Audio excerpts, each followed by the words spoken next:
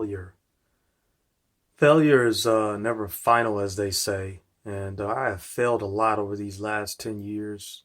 That's kind of what I've known most of my life is failure. And at the same time, what I'm present to today after, having moments where I just get inspired or you get maybe even triggered in a positive way to just take massive action, as Tony Robbins talks about. One of the things that's right there is, I got fired from a job recently, just being totally authentic, totally transparent in the truest sense because I didn't care anymore. I created it because at the time, I just didn't have the courage to tell them that, hey, this doesn't work for me anymore. There's no pretty way to say that. I'm not proud of it. And at the same time, I know I was committed to shifting how I occurred to them to where they could really see the kind of work that I'm capable of doing. And I did do a good job of that for a while. But it just for a long time, I've just been really frustrated about, you know, just turned 51, haven't really had that kind of success financially. Um, Had a lot of negative stories that I've created that have kept me from success. Um, and really haven't taken the kind of initiative that I know will create the workability of my life so I can have relationships that are powerful, relationships that work, and I can actually be more in communication with my family. Sometimes with family, it's like you want to just kind of like not deal with them. Um, and at the same time, family means everything to me. So, you know, um, now I have the opportunity to really look at, creating the next phase of my life. And a large part of that is going back to school to get my certification as a nutritionist, which is what my passion is, which is what my love is, research, nutrition. And a part of my brand that will unfold at a later time is, excuse me, around money and finances, financial education, and also men and women having great, powerful, intimate relationships with one another. So those things are further down the line. But in the meantime, my main focus is on, client acquisition and really empowering people around their health and well-being.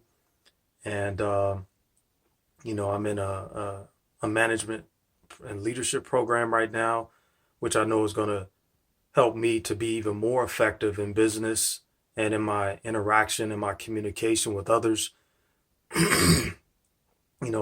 YouTube is a great vehicle, and I'm grateful for this platform that gives me an opportunity to share with people, and hopefully, in some way, shape, or form, what I share can be something of value to someone out there that may be going through a tough time, or maybe just somebody looking for more information about health and well-being, or some type of life hack or whatever.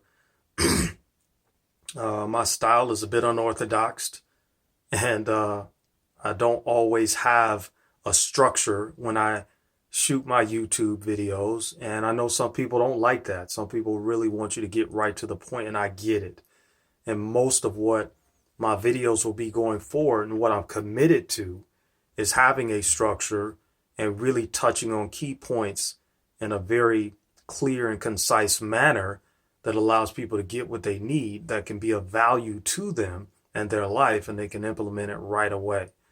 Um, so, right now I'm looking at taking on a part-time job until I can really get to where I have the kind of steady clients that allow me to have that sustain me as my source of, being able to, live.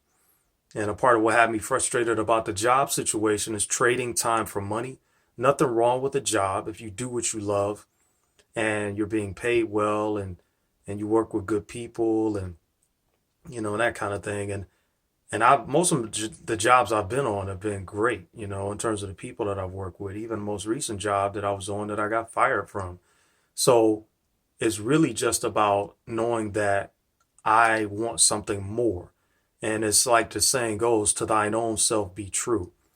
And, in the times that we're in now with the economy and the, rate of inflation and, food prices going up and the cost of living, being affected by the Federal Reserve just pumping all of this phony money into the economy, it makes it a challenge sometimes to really be able to take care of ourselves without having to work 2 or 3 jobs or that kind of thing. And so that was a part of my frustration too, is I know people are doing really well out there from really being clear and intentional, whether it's being a business owner or an entrepreneur. And that's one of the main things that was not clear for me.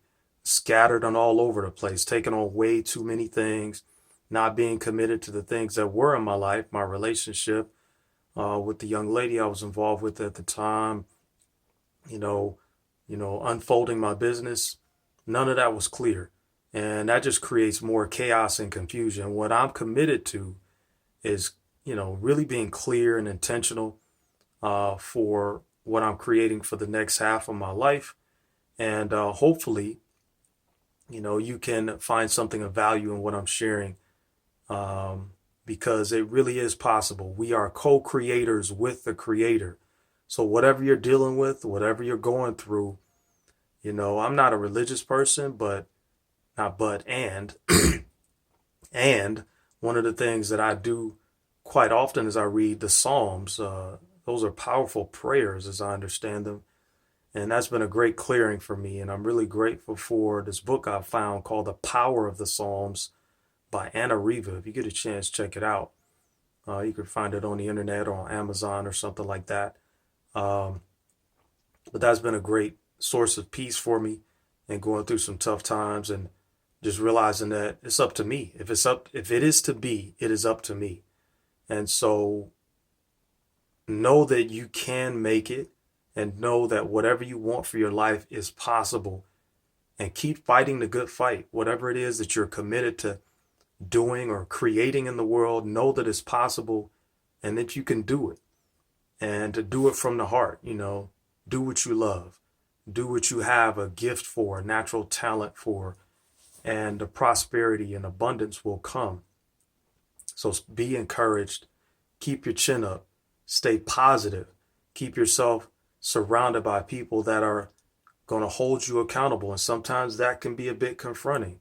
And at the same time, if they're holding you to account for what you give your word to, that you're committed to making a difference with in the world, whether it's your business or whatever it is that you do, then they're actually coming from a place of love. And like they say in the 4 agreements, one of them is to not take anything personally. And that can be a challenge sometimes. That's it.